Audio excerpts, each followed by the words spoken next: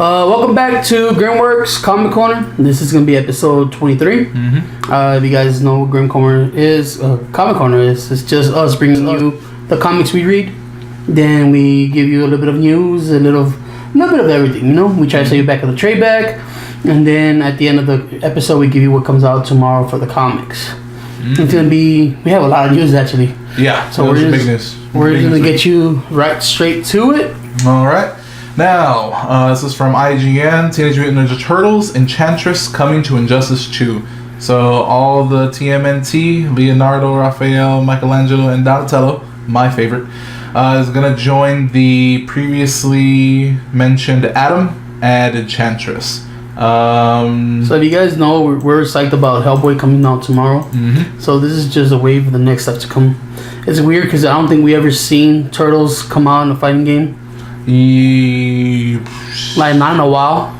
I can't remember. I remember they had an actual Turtles fighting game for the Super Nintendo.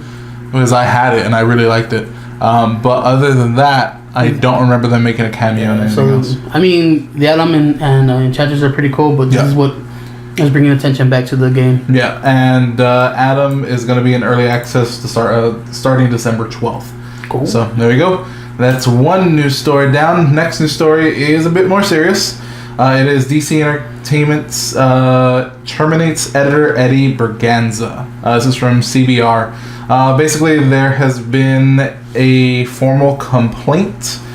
This actually started off as a BuzzFeed article on the editor for sexual harassment and assault complaints. It was by Liz Gerlin Marsham. She basically wrote the article and accused them of, after about 2 weeks of being an editor there, he forcibly kissed her at a bar where, near the DC offices when they were located in New York. And another time, a few things, and apparently this has been known, but no one really did anything about it. Editor-in-Chief Bob Harris, so he might actually get the axe as well. Not too sure, but as of right now, Eddie Berganza is no longer working for DC. Yeah, I mean, it's the wave of Hollywood right now. I didn't think it was going to hit comics, because I know if you guys pay attention to all news that is coming out of Hollywood, there's been a lot of sexual harassments and left and right. So I was surprised when I heard about that one. Yeah. But that's pretty much it. There's really nothing else. Going on to our next story, a little bit happier. Something that made me extremely happy was Brian Michael Bendis heads to DC in exclusive deal. This is from CBR as well. This is about a week ago. Basically, there was a tweet from the DC Comics account on Twitter. It says, "We are beyond thrilled to welcome Brian Michael Bendis exclusively to the DC family with a multi-year, multifaceted deal. He's one of the premier writers in the industry, having created so many unforgettable stories wherever he's been, and can't wait to see what he has planned for DC Universe." And since then, there's been other tweets that Bendis has put out, brushing up on his DC Comics. I always said, and I think I replied to him in one of his tweets, that he should do Challengers of the Unknown, because we know they're bringing that back. And he was a big proponent. I think in the forward to the trade paperback, he writes the actual forward for that book. So he's a big fan of that, apparently. But we'll see what he actually does. I'm super excited. And this made me really excited, because if you know me, I'm a stupid DC head. And I always like Jonathan Hickman. And this is Hickman teases DC deal in wake of Bendis announcement. So this is the following day. Basically, Hickman put out a tweet, basically. And it's the famous scene from Dead Poet Society. The "Oh Captain, my Captain." He just put out that picture. And he's kind of saying, like, maybe he could be going. It's all speculation as of right now. But apparently there was a meeting that they did have.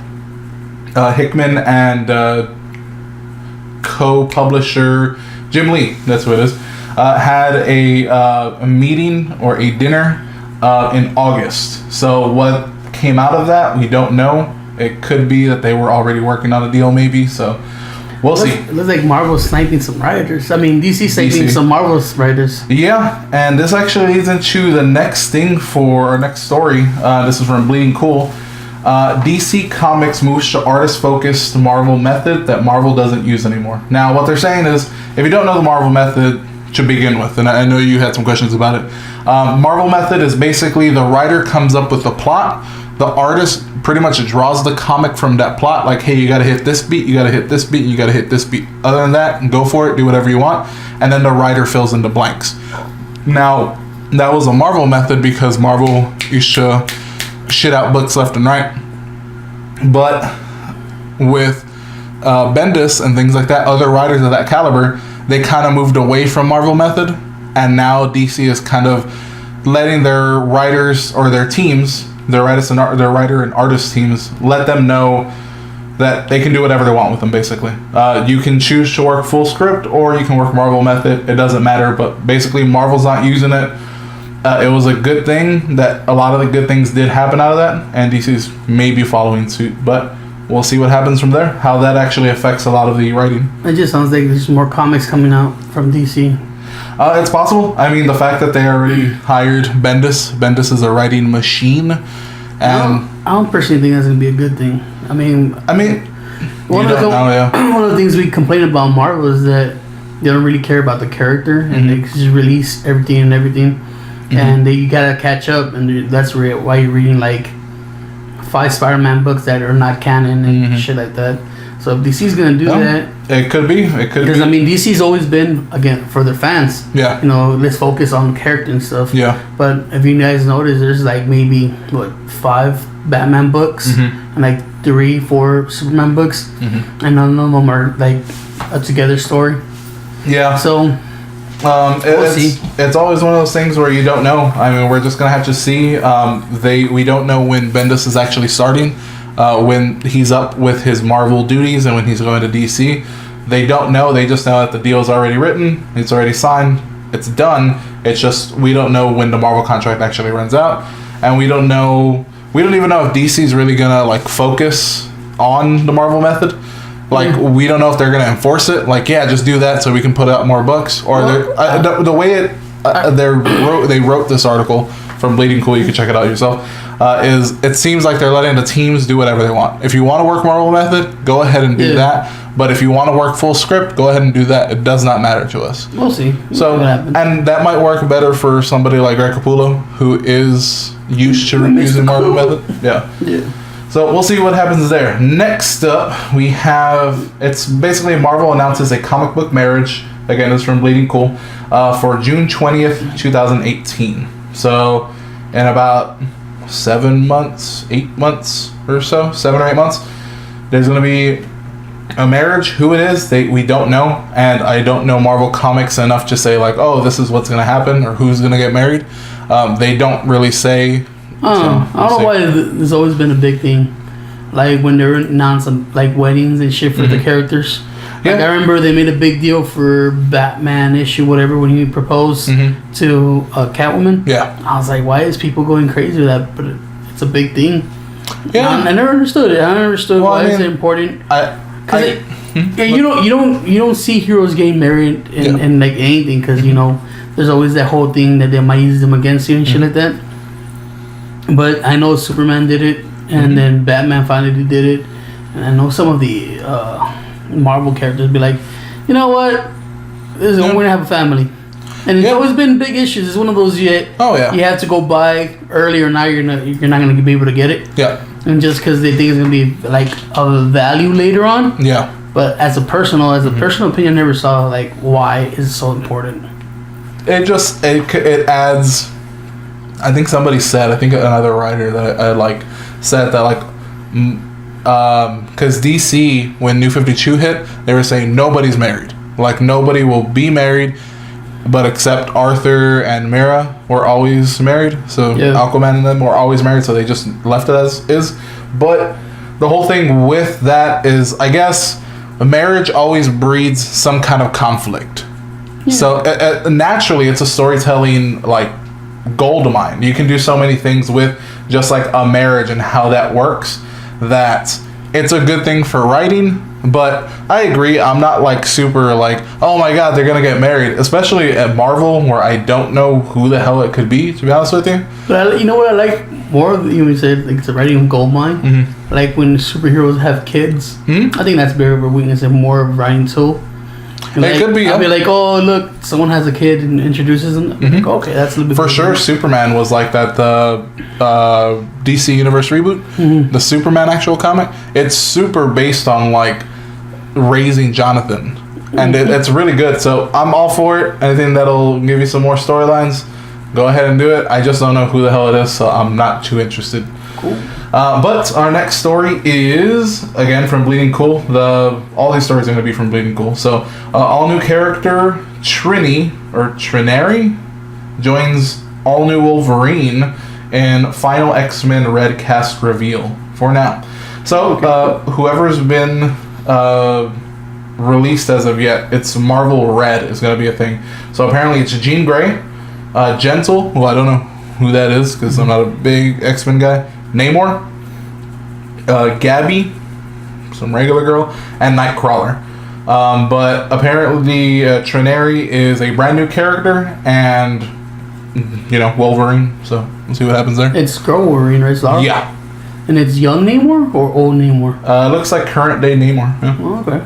And it looks like he's wearing like the X-Force suit. So that looks really cool. And Nightcrawler's pretty cool too. Yeah, I've always liked Nightcrawler. So yeah, if you're interested in more X-Men, X-Men Red is coming too. All the X-Men all the time. Mm-hmm. That's what Marvel's built on. All right, and the next one, if you know me, I don't watch a lot of TV. This might actually force me to watch TV. Lord of the Rings receives multi-season series deal from Amazon. So apparently, and there's a lot of players actually in work here. So it says Variety reports exclusively on the initial development news, which is set to be produced by Amazon Studios in conjunction with the Tolkien Estate and Trust, publisher HarperCollins, and New Line Cinemas, a division of Warner Brothers Entertainment. So the new series will explore new storylines preceding the Fellowship of the Ring. With the deal also includes potential additional spin-off series based in and around the world of Middle-earth. So I'm a big Lord of the Rings fan, if you don't know already. I don't know what they mean by Fellowship of the Ring with the new storylines preceding the Fellowship of the Ring, because right after Fellowship of the Ring, it's Two Towers. Like they're all one thing. So I don't know. They might restart the whole thing, and they might go into like greater detail with some of the characters that weren't in the movies. Like Tom Bombadil, they'll do some stuff with the Old Forest, all these kinds of things. I'm not too sure.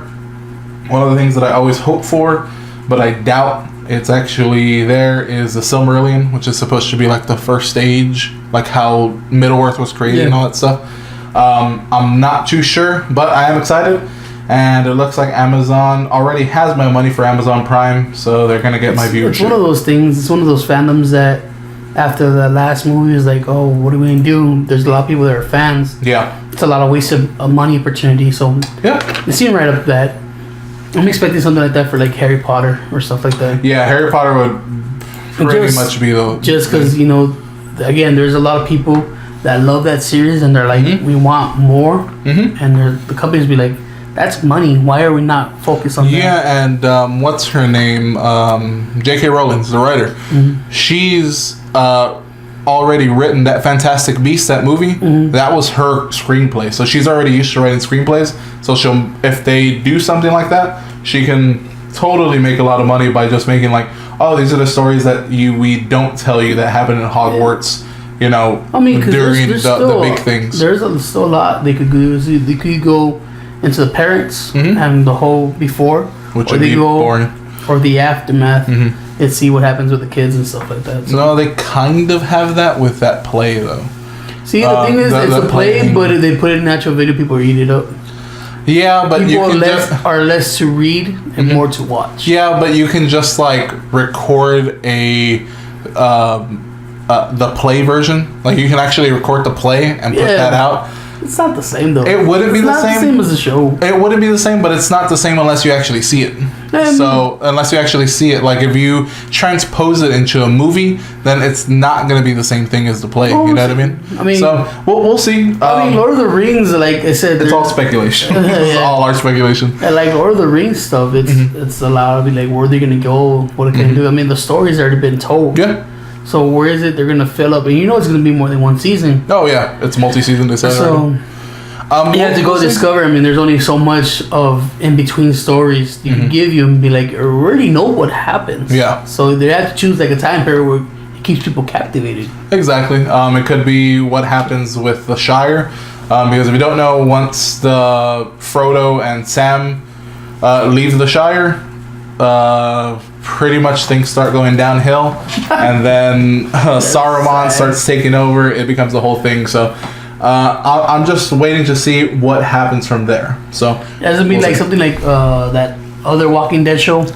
The Fear the Walking Dead? Yeah, something like that where you know what the main cast is doing, but what else is going on in the world. Exactly. So I think that's going to be Lord of the Rings. Like, you know what Sam, Frodo, and whatever is going on. This is what else has happened to everybody that like came in the book a little bit. Yeah, so it could be that. But that is it for the news, and we're going to go on to some of our comics. So we're going to go on to our floppies, and the first up is our honorable mentions. So we have 3, and the first up is The Harcourt Legacy. It is written by Brendan Cahill and drawn by Jason Fenderhen. This book is okay. There's nothing super special about it just yet. It's a lot of setup for what's going to go on. But you have some wacky characters. Yeah, it's weird. It's wacky. The art is alright, and it's issue 1, so you have to have that whole setup too. But I was hoping for a little more action in issue 1, but it's just pure setup. So if you like that, if you like magic, because it plays a big part in this, go ahead and pick it up.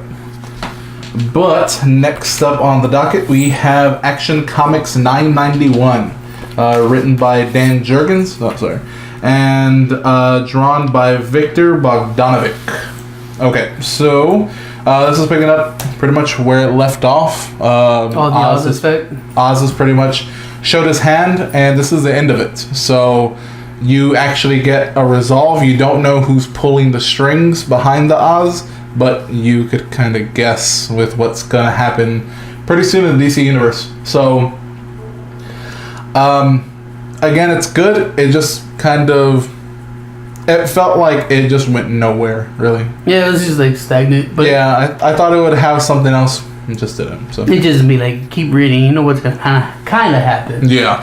So pick it up if you want. But our last honorable mention is going to be... Is that it? Yeah. All right. Justice League of America number 18. This is Steve Orlando and drawn by Hero Petrus. Okay, so the reason I even picked this up to begin with is because it has Prometheus on the cover. Prometheus is a DC villain. He's like a super tactician. He's taken down the Justice League before. He's a character actually created by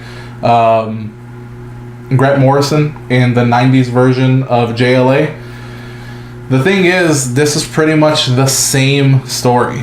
It has different characters, but it's literally the same thing. Prometheus in the Grant Morrison thing pretends to be a hero because there's going to be a hero for a day, and they get invited into the Justice League thing. And this one, the Justice League of America, their base is open to the public, and there is a guy who's a filmmaker, a documentarian, and that's it. Like, he does the same exact steps. He takes them down just the way that you would imagine. Yeah. And a copycat story. It's just a copycat story, and it just has Lobo in it. Yeah, and I got super pissed. I was just like, whatever. Like, I really didn't like that comic, but it's at least an honorable mention, just to let you know how I feel. Copycat stories. Mm-hmm. But we're gonna head into our reviews, and first up, it is Moon Knight 188. This is written by Max Bemis and drawn by Janice Burrows. Max Bemis is a singer for saying anything. So this is the start of an arc. No. A lot of these, what they're doing with the Marvel Legacies, especially like ones that you haven't heard of in a long time, like Moon Knight, there's no actual story. What are you talking about? Like, there's no actual comic book to continue after this. That's why it says at the very end, it says, if you like what you read, go ahead and email blah, blah, blah, and let your voice be known so that they can bring it back. It's basically like, oh, how many people are actually going to enjoy this? Okay, let's start it up. So, I mean, Moon Knight started off really good. I bought up to, issue 10 on the console because it was really good. Yeah. Where that's when he was trying to establish all his multiple personalities and stuff. This one was a little weird. I was like, if you start reading from the beginning, I was like, man, it just seemed like Moon Knight was not the main story. Like you could put any superhero in it, it would have been the same thing. Sort of. I mean, the whole thing is that it's a Moon Knight comic book, and Moon Knight is mentioned a lot, but you don't see him at all. Yeah, I found that weird. You're focusing on the girl. You're focusing on like a psychiatrist. A psychiatrist, yeah. And she's treating a guy that apparently went insane on a kind of military exhibition, maybe a secret ops kind of thing. That's the thing. While she's comparing other patients. Yeah. And it was weird. It was weird because you could like, if you're a Moon Knight fan, you could tell like little pieces of art that that's why she's mentioning and stuff like that. But I don't know. It was really weird. It was weird. And not until the last page, you're like, okay, there's. The thing is, I like Moon Knight as a character. I like Max Bemis as a writer because I've read some of his other stuff. The thing with him is he gets really wordy for no reason, to be honest with you. That becomes a problem with me because if you're just like using all this, if you can explain a lot of these things in simple terms, it's useless words. Exactly. You're just filling up like word counts, and I don't like that. I think this could have been a little more straightforward in terms of what she was using. Like her character could have been a little more simplified. But other than that, it's pretty good. The end page where it all comes together and how it actually relates to Moon Knight is actually really cool.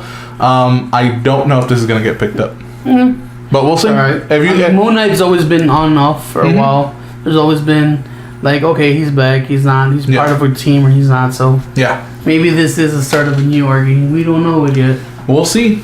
But next up, we have Despicable Deadpool 289. Written by Gary Dugan and drawn by Scott Koblish. This is just complete whackness and silliness. I loved it. Because if you guys like time travel, right? You always know that whatever you do, even the slightest thing in the future, could affect the past. Yeah. And they're like, but they're both all time travelers, so they kind of know what's going on. Yeah. So it becomes a fight of, oh, you thought I wasn't prepared. I am. He's like, nah, we're gonna go back and do this. It's like, I already saw that. So it just becomes that, and then the best thing is you get vampire dinosaurs. That is just straight whackness. It was just fun. It's a fun comic. Yeah. It has, like I said, it keeps going with the goreness, and of course the bad the bad Deadpool jokes. But you're like, huh, this hurts my head in a good way. It's just the thing that I do like about the comic is that it started off as like being like really like fourth wall breaking, and it's really not doing that, so that's a good thing.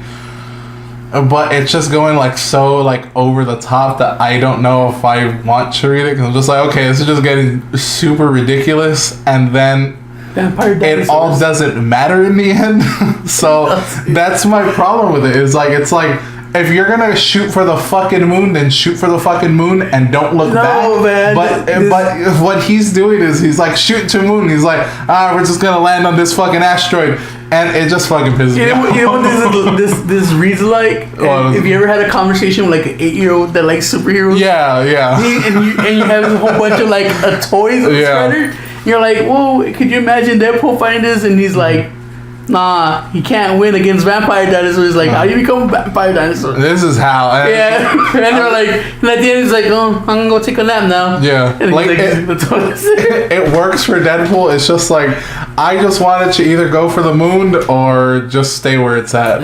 It's good times. It's trying to do both. It's what comics is supposed to be for me. mind-numbing fun. Yeah. But moving on to our next one, it is Flash number 34. It is written by Joshua Williamson and Michael Morecki, and it's drawn by Pop Man. Ooh, it's another good one. Yeah. You guys can see the cover. I hope you can. Mm-hmm. A returning character comes back. Someone they thought it was lost to the Speed Force. Mm-hmm. A couple other speedsters. And of course, this is a complete story of I'm here for a reason. And they're like, why are you here? Yeah. And all through the damn comment, they're like, we should trust her. Mm-hmm. She seems to be like the same person. Mm-hmm. And then you have Wally be like, I don't know, man. I don't know if I could trust her. And you guys got to read. Should they trust them? Should they not? It's a good one. At the end, you'll be like, really? This is how's it gonna happen? Mm-hmm. Okay, you want to continue now? Yeah, Because it's good and bad. Yeah. Because at the end of the result, you have a good and a bad. Mm-hmm. So we'll see. But you can see how this is maybe setting up for a future storyline that we keep talking about, the Flash Wars. Yep. It seems like it's going to be a big thing for it. It does cure Flash, but in doing so, it kind of damns other people. So go ahead and read it. It is a good read. But next up, we have one that we were pretty excited for, and I like. He didn't so much, but it is Batman the Lost. It has 3 writers, Scott Snyder, James Tynion IV, and Joshua Williamson. It also has 3 writers, Doug Mankey, Yannick Paquette, and Jorge Jimenez. All right. This is a smorgasbord of like Batman. Mm-hmm. All these one shots have been really good because they focus on the bad guy and how it's like what if Batman fell. Mm-hmm. But this one is just like stories you kind of knew about. If you guys remember Grant Morrison, was it Grant Morrison? The whole Omega Beam? Yes. And he goes back to times, and you have a comic where he's coming back from all times. It kind of touches that a little bit on that. Yeah. But meanwhile, you're like, what ruined this for me is that meanwhile, through the whole comic, Batman kind of knows what's going on. He knows what's going on, and they never really be like, this is the villain. Yes. I was like, all right, so who's the lost one? Is it him? And who's the one he's talking to? And then I'm like, okay. Then he explained it, and it was like, all right. The reason I liked it is, again, it goes back to Grant Morrison Batman. This whole thing seems to stem a lot from his ideas. Because, Grant Morrison's metal. That's right. He's metal and he writes Beatles-style songs. I do like that one part when there's like, I heard your emo-ness. I'm here to rock, but that's for something else. That was cool. I think it's the other comic coming up, but that's how I see Batman. Is playing emo song, which is not bad, but nah, he has it wrong. He doesn't know what he's talking about. But with this one, it does focus a lot on it, and it does kind of go through different time periods, just like the Grant Morrison Return of Bruce Wayne kind of thing. Yeah. Now, Bruce Wayne always has a hunch on what it is. He doesn't know exactly who it is throughout the comic book, but he has a hunch that something's not right. He's living these memories that he doesn't know about, and that's another Grant Morrison thing.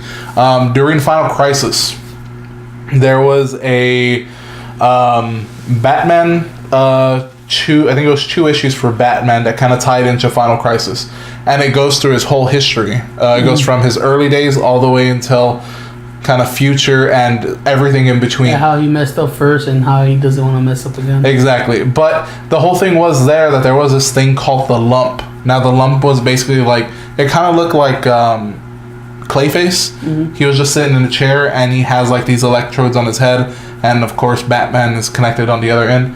So the clay is trying to control him. But Batman ends up overthrowing him by giving him all his emotions, like all his pent up emotion, and he gives it to him, and he's able to crack the lump and make it move and set himself free for Final Crisis. So this is kind of in that same vein. In Batman the Lost, something is talking to him and leading them through these memories so that they can get something from him, because he's going to be the conduit basically for the whole thing. For the Dark Universe imploding. It does do a lot of explanation. It does because if you guys are reading the one shots and shit, they're like, why is it that all this happened to their Bruce Wayne and not our Bruce Wayne? Yes. And then it's like, okay, this is a big reason why the Reds are the fallen and he is the chosen. Yeah. So it explains that much. Yeah, it's But the thing a is- good comic for me if you like kind of the heady kind of what the hell's going on. Yeah, the whole thing of it just goes from one story to the other, one story to the other. And they all kind of interconnected in some. If you actually follow the mini stories, they actually do tell one cohesive story. It's just kind of weird. Yeah, it's weird, but it's good. I mean, it's not as good as the other one shots, but it's alright. I think you're just I'm like the other one shots. you're just a villain guy. That's all. No, it's not. The other one shots were written for someone of my likings, where it's all action and it's seeing Batman the way I want to see it. This I already knew how Batman was gonna be at the end. I was like, okay. Damn right. Batman Forever. Movie's terrible. But next up we have Mr. Miracle number 4. It is written by Tom King and drawn by Mitch Gerads. Mr. Miracle is, man, it hasn't disappointed. No, it continues to be a fucking great comic. comic. It's weird. I like how the art stopped being so much of that 3D factor I used to complain about. More like, okay, this is what's going on. Kind of straightforward, yeah. Yeah, and Big Barda is just fucking badass in this comic. Oh yeah, Big Barda's the best. I was like, damn, you gonna do that? It was like, yeah, I mean, you don't fucking talk to him that way. Exactly. Fuck cool. you, Light Ray. But then again, if you guys read the last issue, you find out that one of the characters was killed, and then he comes into trial, and this is what the comic is. It's him against Orion in a trial. Yeah. And is he gonna live? Is he gonna die?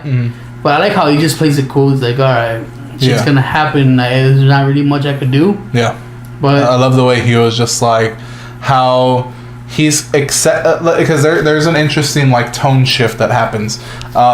It starts off with Mr. Miracle like, okay, this is gonna happen, and Big Barda really fighting against it. Like, we can just leave, we can do this. Big Barda being very emotional, and Mr. Miracle being very cold. While throughout the series, throughout this issue, Orion is trying to get answers and trying to see how everything flows. It starts turning Mr. Miracle into becoming a little more emotional, while Big Barda's kind of shutting down. So it's just a good like role reversal on what's going on. It's just really, really cool. I love Mr. Miracle's final breaking point and what pushes him to the edge. And yeah, fuck Orion and fuck Light Ray. It's cool because it actually questions to see how much we know about Mr. Miracle. Like during the whole comic, you kind of want to know what his real name is, because he's taking up mantles and he's taking up names given to him. Yes. But he himself can't remember what his true name is, and it's cool. It's cool because you're going through his head. You're going through all these things that pass, and Orion is playing judge, jury, defender, and juror, and he's asking all these real good questions, and he wants yes and no, but it's more than that. It's pretty cool. You guys should keep reading this. Yes, it has continued to be one of the best-selling comics, in my opinion. But that's it for our regular reviews. Now we're going to get into our picks of the week, and first up is actually mine. It is Green Lantern and Hal Jordan and the Green Lantern Corps number 32. It is written by Rob Venditti and drawn by Ethan Van Sciver. Now, this comic is still the tie-in for Metal. There's one more to go, but this is the third issue. What's it called? The Bats Out of, right? Bats Out of Hell, yeah. Bats Out of Hell. This one in particular focuses just on Hal Jordan and what makes Hal Jordan special. Because a lot of people are like, oh god, I'm so tired of Hal Jordan, blah, blah, blah. But this shows you what he really is and what he stands for in the actual Green Lantern Corps, and why he's considered to be the best Green Lantern. It shows off how much will he has, including something really, really cool that has been going on through the actual comic beforehand, but it's iterated here again. His ring is not an Owen ring. Nope. It is a ring that he actually forged himself out of his pure willpower. And if you know anything about that, nobody but the Guardians of Oa can actually do that, and Hal Jordan has done that himself. So it just shows off what a character he is and what he can really do. So that's why I really like this comic book, and it all kind of it's all for naught in the end, but it gives you that shining moment again. Then hope without guarantee. Yeah, I mean it's good. Mm-hmm. It's real good. I like this is where the whole emo and rock and roll came back because in him and Hal Jordan, and these comics, they're fighting their counterparts. If you read the Justice League, each member has a counterpart that they're fighting one of the Dark Knights, I think that's what they're called. All right, and he's fighting the young little kid that just I couldn't do anything about my parents and shit like that, and he destroyed the world that he lives in. And he goes, man, I've heard your emo cries. And I was like, I'm here, and I'm rock and roll. I was like, yeah, you are. And it's cool because okay, we get it. Hal Jordan's one of the strong ones and shit like that. But all that was like for nothing because the ending still was like, The endings, because it's talking like the beginning. You're like, oh man, this is gonna be the one where they start fighting back. And fuck yeah, and they're like, he's fucking cool as fuck. He's like, oh, you think you can one up on me because of the darkness? This ain't shit. Yeah, this is my house too. And he's like, yeah, he gets a hit there, and then they're like, and he makes him sound like a fucking badass rock star and all that shit. And at the end, it was like, oh, I guess it was all talk. Yeah, it's it's one of those things. It's hope without guarantee. There's always going to be hope, but there's no guarantee that you're ever going to really win. And just as a kind of warning, Justice League is going to be a really big part. Apparently, the for next week we're going to talk about this, or not next week, actually tomorrow.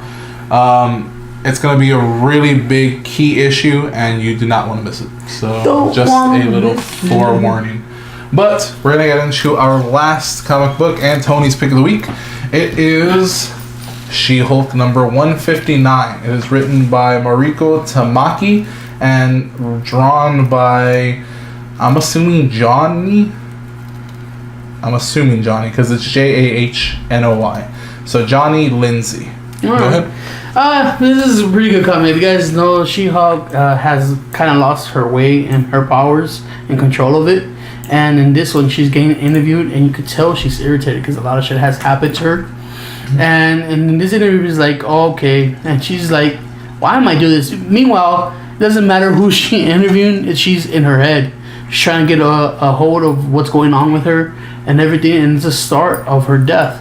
I guess they're going to kill off She-Hulk. I don't know what Marvel's actually going to do with that. I don't know if they're going to kill off, like, Jenny, or they're going to kill off She-Hulk. That's why this comic was so interesting to me. Reading this comic strictly, it doesn't even seem that way. At the end, not even at the end. I don't want to spoil it, but turns out the person she's interviewed kind of, is something that's gonna happen to her. I can't really say anything without really. You should read it if you guys want to find out what happens to the She-Hulk. Yeah. But it's just that. It's just good because I like when they kill characters off. I know it doesn't last in comics, but at least every character has had a unique death. Especially the bigger the character, like in like popular thing, the better their death is. And it looks like they've been tearing at her for a while. Like she's been losing control, and since Bruce is gone, she's like, okay, so I guess the Hulk is gonna be a whole different thing. And she even changed colors. She's always been, that bright green Jenny, and this time she just looks defeated. And then they trap her, which is fucking cool. I don't know. I just want to see. I want to see what. That's why I like it so much. Cause I want to keep reading. I want to see what happens to her. I want to see if they're really gonna kill her off, or if it's just for people to get their money. Like Marvel's like, give us your money because you think you're gonna kill off, but it's gonna be some kind of bullshit. Like, oh, we just killed off. What's Hermser? She's so lavish. Like that. My whole thing is, it's an okay written comic book. There's nothing really to write home. The art's okay. My big thing is you don't get this whole questioning whether she's gonna live or die is not in the actual comic book. There's nothing that specifically says this is she's going to die, or there's not even a threat. She says that she's sick. Each time she turns to the Hulk, it's getting worse, and that's why her color is diminishing. But that is the same thing with the Hulk, like, because they're always sick. No, but I mean, like, sick. Like, I know they say like the Hulk is like a virus and shit like that. Yeah. No, something happened to her where it's messing her. Think of it of reverse Thor. You know how she has cancer and Thor kind of saves her. Well, being Jenny kind of saves her from whatever she got with the She-Hulk. That's why they explain how she lost her color and stuff like that, because it's tearing her apart. I'm not like then at the end, you have that person and be like, I want to be the Hulk. Yes. How am I gonna get that? I hate that. I really hated that. I love that. I mean, it makes me want to read more. I know why you like that character, because that's fucking Harley. That's Harley in a Marvel book. That's all it is. That's why I don't like the fucking book, because it's nothing original. It's the thing is, like, it makes you keep reading. I like questions in the comic if they're big like that, because it makes you want to buy the issues to see if you get those answers.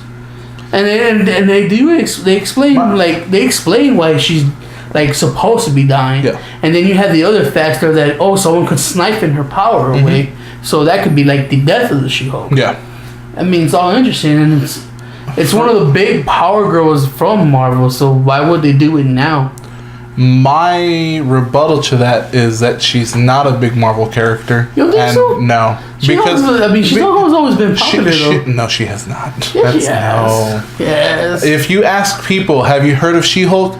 Again, if you're listening to this, you're comic people. You probably know She-Hulk, but a vast majority are not gonna know She-Hulk. They're gonna know Hulk though. They're gonna be like, there's a Lady Hulk. I didn't know that. I don't know. Ever since there was a whole bunch of girl Hulks, they kind of know there's a Lady Hulk. They probably don't. They won't know Jenny.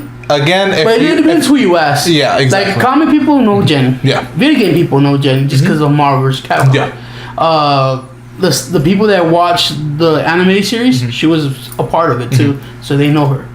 But people that just go watch like the Marvel movies, they're like, they won't know her. It's just like, had a cousin, and she turns in, she's a lawyer, and they wouldn't know that much. My whole thing is that I've read She-Hulk comics in the past, and the biggest problem is she's still a Hulk. Hulk is not a very good comic on its own. Yeah. They are very much like part of an ensemble. So like when I've read her, and a big part of that was an Avengers run with Jeff Johns. He did like a whole year of Avengers, and Jenny was a big part of that. And she worked well in that setting. And then I read, that got me interested. So I started reading her single stuff, and it was the same thing. There's danger there, of course, but it's still a Hulk character, and it's still just smash him up, and I don't like that. Now this one's a bit different because that's the thing, you don't like smash him up. Yeah, I love that shit. Exactly, and that's that's why it's your pick of the. I'm a Hulk fan for that reason, because all the Hulks are usually the same. I don't care who is the before, because you have Bruce Banner supposed to be a scientific mind, still becomes a basher. The new stuff with Amadeus Cho. He's just realized that it doesn't matter how smart you are or how calm and control you are. The world needs a basher, and that basher is going to be the Hulk. Yeah. So they're going to end up giving you that fucking power. And that's like the thing that I'm saying is that like he's a basher in a team. You know what I mean? There's a lot of good standalone comics for Hulk. There's one I can think of, like the Planet Hulk stuff is really cool. The Planet Hulk, and the World War Hulk, all the stuff that came out. That's like when they all gave him one his son, big thing. His son. I didn't like Scar. I love that. I thought Scar was just like, okay, I get it. He's supposed to get Conan. I like when he had. He's brutal. The way that Scar is born is actually brutal. I like when they fucking separated Bruce Banner from the Hulk, and he had to realize that he needed him to be something in the world. Love that too. That one was weird from Jason Aaron, because I was just like, there's a lot of Hulk comics are good, and but the only thing is that they really focus on her being a female, and there's like, oh look, sexual attraction and stuff. Yeah, that's always been like a thing. Like they've always like been like. And her villains are usually like like that. They're not really good villains. Yeah. What I can say about She-Hulk and the reason why I like her a lot is because, of course, in comic books they deal with like kind of sex and stuff like that, and it's always dudes, and they're always like, yeah, we're just guys, whatever. And then She-Hulk's like, yeah, have sex, like, yeah, it's a big deal to me, fuck it. But that's why I like that character, and in this kind of comic is kind of just diminishing her because there's just like the Harley Quinn type character. You really hate the Harley. No, I mean, be honest with you, the main villain that's behind all this, I've never liked that fucking villain. He's a terrible villain. Even I don't even like his fucking DC counterpart, Hector Hammond. No. You should have a big part like that. You should know who I'm talking about by then. But it's just I don't like that particular part. Like I just want to be. I don't like the fence. But when it comes down to this comic, if you like the character, if you want to see if and how they're gonna finish her off, pick it up. It's what it is. The start of it, it kind of explains what's been going on with her. Because again, she's going through her thoughts and heads of like, all right, man, what has led me to here? Yeah. Meanwhile, you have the story of that interviewer and with the stuff that happens to her after it. Yeah. So. Just like that. I mean, it all depends. Comics are usually like that. It all depends what you like reading. I myself like the action stuff. You yourself like the whole story. So that's why I didn't enjoy the Final Crisis or the Return of Batman. But now that I'm liking metal, you kind of have to know a little bit of both worlds to understand the whole story. But enough for floppies. We're going to move on to our trade back. And this specifically is Teen Titans Earth 1. It is Volume 1. It is written by Jeff Lemire and drawn by Terry Dodson. This was one of the more interesting Teen Titans books that I read because it starts off fresh. It starts from... Usually in Teen Titans is them already have their powers and they come together as a team to fight down the big bad. This one was like they don't have their powers. Yeah. They're like, it's them regular teens living the teen life and little by little shit starts happening to them. Yes. And their world kind of turns upside down when they're introduced into their powers. And then you realize that even your safety net, which is usually your parents, even though in Tara's case you fight with your mom, she's not going to be the best mom, but she's still someone you run to when you're in need. Yeah. And they take Jeff Lemire takes their safety net and crushes it in such a good way, sets it on fire, which they have to focus with themselves because you have the whole thing where half the cliques don't have mesh with the other cliques because they're teenagers in high school, but you're like, let's put all that shit aside because something's happened to us. So you can have the nerd and the weird girl get along with the jock and everything like that to come together. Meanwhile, you have this voice in your head going, help me. It's like, who are we supposed to help? Are we supposed to help each other? Are you guys the one calling out for help? It just gives you that. And then I like it. It's just a weird way to tell the same story, but better. Yes. It's Teen Titans. Teen Titans are always going to be a good book. Well, if I like coming of age stories, and I like them dealing with the crap that you see on TV, like drug, sex, and am I good enough? Am I not? Does he like me? Does he not? The teen angst. Yeah, teen angst. I like it. I like it. Makes for good stories. Yeah, and that's what it is. It's teen angst with a twist in it. Yeah, exactly. That's exactly it. I like how everybody is, because it's very easy to homogenize teenagers and like the character of being a teenager, and then like you get superpowers and you don't know what's going on. It's very easy to like just make them like all the same, and this is very different for a very good reason. Beast Boy is a lot younger. He's 2 years younger pretty much than everybody else. So that puts everybody around 15, 16, and he's somewhere like 14. He's like not a freshman?